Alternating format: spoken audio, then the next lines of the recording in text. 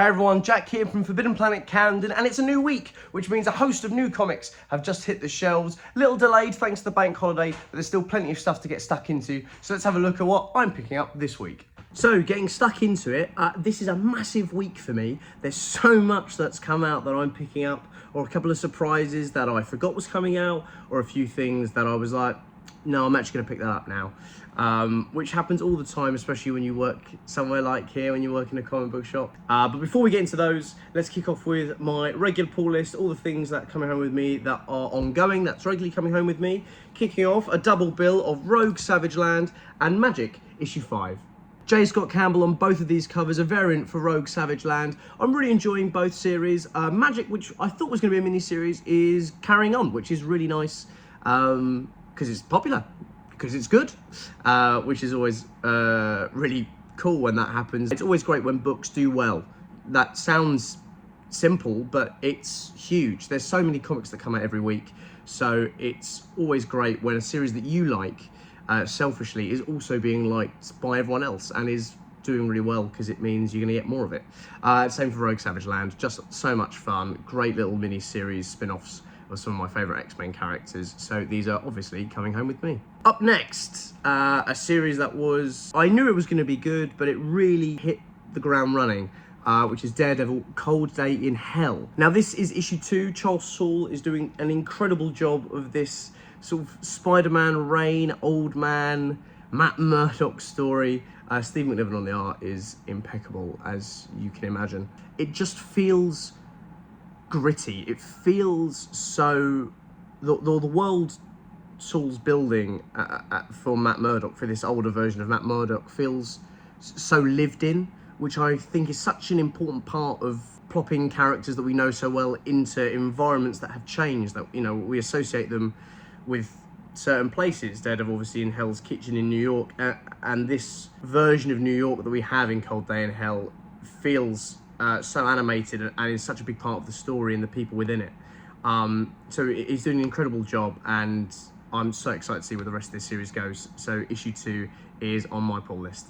Now, Disney own Marvel. That sounds silly, you probably already know that, but what that does mean is recently we've been getting some really fun what ifs, and this week is no exception, as we have what if Donald Duck became Iron Man. Marvel are doing an incredible job with this series. There is a rich history and tradition of incredible Italian artists doing Disney comics. They're massive in Europe, as they should be, and Marvel, very rightly so, have given this work to these incredible Italian artists. Luca Barbieri and Donald Sofriti are responsible for What If Donald Duck Became Iron Man, and it's just such a fun little one-shot. These one-shots are a great way. They're a great way to get new readers into comics, and younger readers especially, and then to get older readers like myself excited about the prospects of other mashups and crossovers that we can be having. With Disney owning so many properties, that, you know, can mean one thing or another, but what it does definitely mean for comics is that we have access to so many rich worlds to explore, and I think it's great to see Marvel doing more and more of this, as they have been with the Alien and Predator franchises as well, and crossing them over with the Marvel characters. And I think a series like this is just exactly the right way to go when you have so many IPs under your belt. So yeah, a great little book. DC have done a line of facsimiles recently. Facsimiles, if you do not know, are one-for-one reproductions of comics that were originally published a long time ago. I've spoken about this in previous videos. DC have this line called the all-new collector's editions. Now what these are facsimiles of treasuries, of massive, oversized single comics that came out back in the day. And this week is Superman versus Shazam. So reprinting all-new collector's edition C58, I think it's 58. It is 58. I mean... what can I say? These facsimiles are incredible. DC have done such a wonderful job at making stories like this accessible in this format. It's great. I know treasuries aren't for everyone. I know they're quite big, they're quite cumbersome. You might not have storage for them, but I urge you to find space for these. They're just like wonderful little time capsules, these facsimiles, because the paper stock they've used is like newspaper print. It feels, I imagine, as it should have done. I haven't had the pleasure of handling an original 58.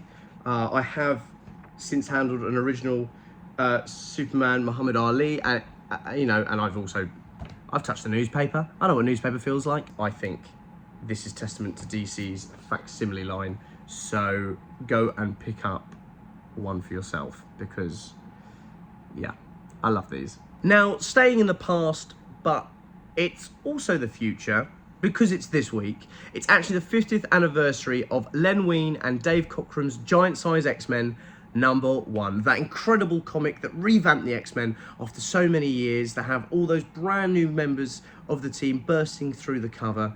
Got Colossus, Storm, Wolverine, loads of others. Nightcrawler, I love Nightcrawler. So, to celebrate the 50th anniversary, Marvel have commissioned 5 one-shots of Giant Size X-Men. Now, the twist with these is they are retelling of famous events through the X-Men history, quite literally Days of Future Past. Not this one, this is Giant Size.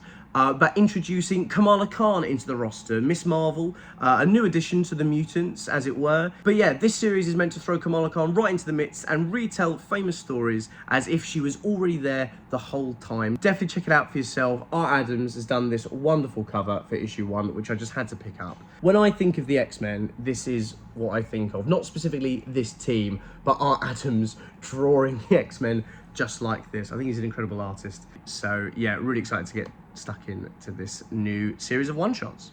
Now on to some manga. Again, really sorry, such a long video this week, but there's a lot out there that I love. It's the blessing and the curse of being into comics and manga and all this kind of stuff, is that when you're into it, and it can really consume a lot of your time, but I'm so grateful it's what I get to do with my life, and that I get the time to enjoy all of these things. I'm very fortunate and very privileged to do that, including getting my manga horror fix from Smudge Comics, this time with Face Meat. Smudge Comics is incredible. A gentleman called Ryan Holmberg, an American gentleman, is finding and translating these lost works of Japanese art, this horror art, and bringing it to us. He's selecting the work that he is translating. There's plenty of essays. You know, he doesn't just translate for Smudge Comics. He's a prolific champion of Japanese work and Japanese horror, and bringing it over to the West.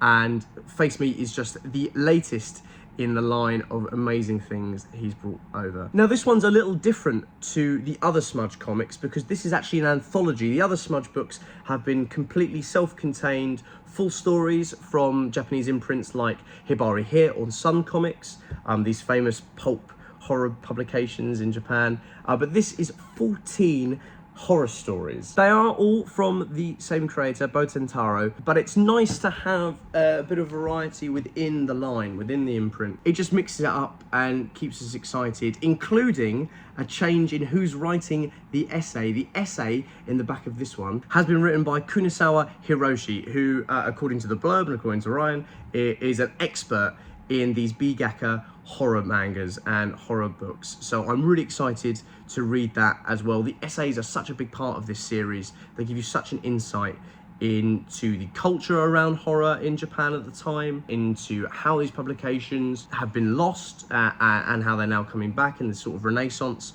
for classic Japanese horror. And it's just wonderful little insights into a culture I love so deeply and into a genre of work that means so much to me. So Face Me is definitely something for the horror fans and for the manga fans, so go and pick yourself up a copy. And last but by no means least, from Titan Manga, not a Japanese manga, but a Taiwanese manga, we have Yan. Now, Yan by Chang Shen is a massive, supernatural, violent, very violent horror book. Titan have done an incredible job with this collection. It's huge. It's such a nice size format. I love myself a little, regular size tankobon, but when, like with the facsimile for DC, when you get things in larger formats, they just feel weightier. Like the actual material you're reading feels heavier, and I really like that. The paper stock's really lovely as well, and it's just going to be such an exciting thing to have on my shelf. I'm excited to have them all lined up as and when they all get released. But this is volume 1.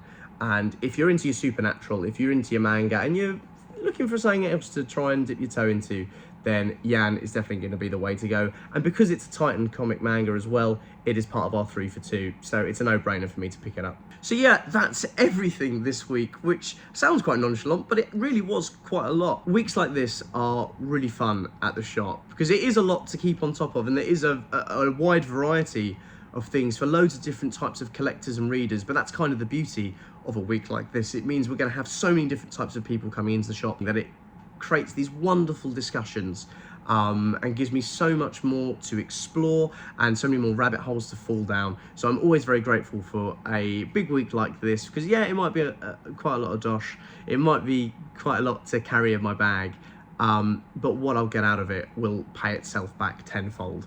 So yeah, a brilliant week. Again, sorry for the delay because of the bank holiday, but can't be helped. And we'll be back again next week for, I'm sure, loads more things for me to get really excited about, and for hopefully you guys to get excited about as well. Leave a comment down below. Let me know what you guys are picking up, what's excited you this week off the shelf, and what you're looking forward to next week as well.